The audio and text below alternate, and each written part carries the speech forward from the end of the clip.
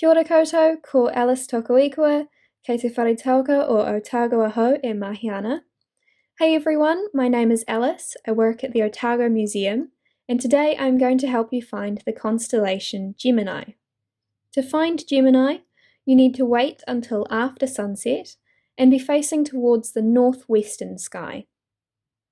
Once you've got there, the easiest way to find Gemini is to use our friend Orion.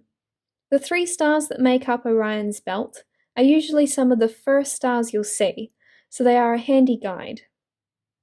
From Orion's belt, look up and to the right to the bright star Procyon. Finally, from Procyon, look almost directly down towards the horizon, and you should be able to spot the 2 brightest stars in Gemini, Pollux and Castor. Pollux is 52 light-years away, and Castor is 34 light-years away. In Greek mythology, this constellation represents the twins Castor and Pollux. One was mortal and one immortal.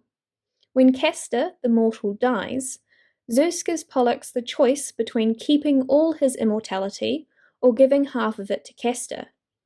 Pollux, being the nice brother that he is, chooses to share, and so he and his twin brother spend the rest of their lives swapping back and forth between Mount Olympus and the underworld, but they can never meet in the same place at once.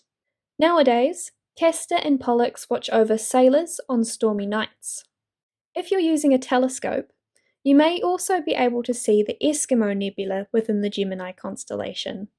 You can use the knee, hip, and hand of Pollux to help you find this.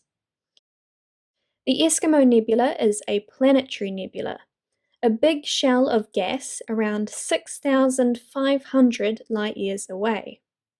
If you'd like to learn more about the night sky, check out our other star spotting videos up on the Otago Museum website. Otherwise, have fun finding Gemini out on a clear night, and I hope to see you in our planetarium sometime soon.